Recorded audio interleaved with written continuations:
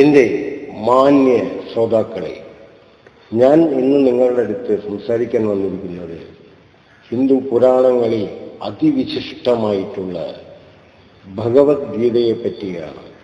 എത്രയോ പുരാണങ്ങൾ, 18 പുരാണങ്ങൾ നമുക്കുണ്ടെങ്കിലും ഭഗവത്ഗീത അത്യന്തം ഒഴിച്ചുകൂടാനാവാത്ത ഒരു സ്ഥിതിവിശേഷമാണ് ഉണ്ടായിരിക്കുന്നത്. കാരണം എന്താണ് ജീവിതം, എങ്ങനെയാണ് ജീവിക്കേണ്ടത്, കുടുംബം എന്ന് പറഞ്ഞാൽ എന്താണ്, എങ്ങനെയുള്ള കാര്യങ്ങളെല്ലാം നമുക്ക് ഉപദേശ രൂപേണ, കൃഷ്ണൻ അർജുനനെ ഉപദേശിക്കുന്ന രൂപേണ നമുക്കതിൽ പ്രതിപാദിച്ചിട്ടുണ്ട് എന്നുള്ളതാണ്. എന്നാൽ നമുക്കത് എടുത്ത് തരുവാനായി എത്രയോ പേർ ശ്രമിക്കുന്നുണ്ടോ?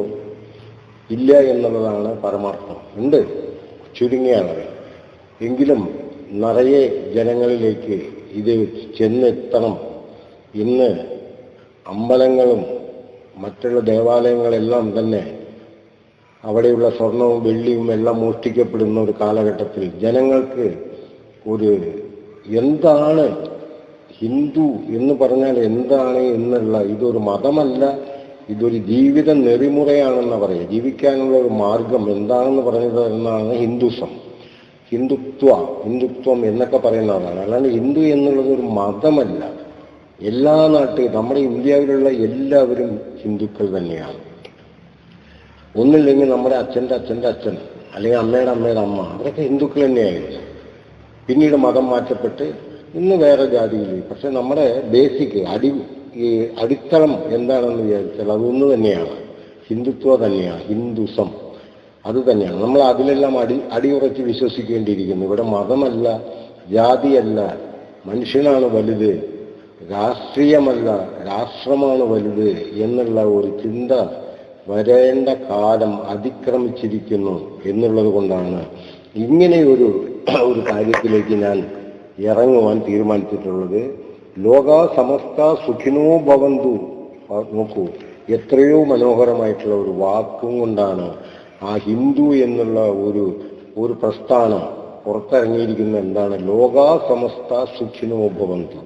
ഞാൻ നന്നായിരിക്കണം, അല്ലെങ്കിൽ എൻ്റെ കുടുംബം നന്നായിരിക്കണം എന്നുള്ളത്, ഈ ലോകം മുഴുവൻ നന്നായിരിക്കണം എന്നുള്ള ഒരേ ഒരു വാക്ക്, ആ ഒരു വാക്കാണ് നമ്മളെ എവിടെയും ഉയർത്തിപ്പിടിച്ച് നിന്നുകൊണ്ടിരിക്കുന്നത്. അതാണ് ഹിന്ദു എന്നുള്ളതിൻ്റെ പരമമായ അർത്ഥം എന്ന് പറയുന്നത്. ലോകത്തിലുള്ള എല്ലാവരും നന്നായിരിക്കട്ടെ, ലോകാ സമസ്ത സുഖിനോ ഭവന്തു, എല്ലാവരും സുഖമായിരിക്കട്ടെ.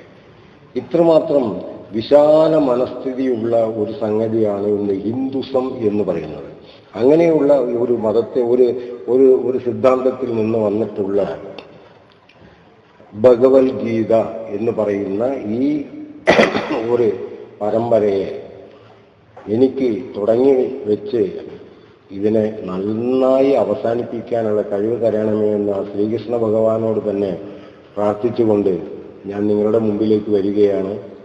ഇന്നു മുതൽ നമുക്ക് ഓരോ ദിവസവും അതിൻ്റെ ശ്ലോകങ്ങളിൽ കൂടിയും അർത്ഥങ്ങളിൽ കൂടിയും വ്യാഖ്യാനങ്ങളിൽ കൂടിയെല്ലാം നമുക്ക് തുടർന്ന് ഓരോ ദിവസവും നമുക്കത് കേട്ടുകൊണ്ടിരിക്കാം. ദയവായി എല്ലാവരും അത് കേൾക്കുക, മറ്റുള്ളവരിലേക്ക് ഷെയർ ചെയ്യുക. ഞാൻ എന്നെ നിങ്ങൾ സബ്സ്ക്രൈബ് ചെയ്യുന്നൊന്നും പറയുന്നില്ല, ഷെയർ ചെയ്തു കൊടുക്കൂ. എല്ലാവർക്കും അത് പോയി ചേരണം എന്നുള്ളതാണ്.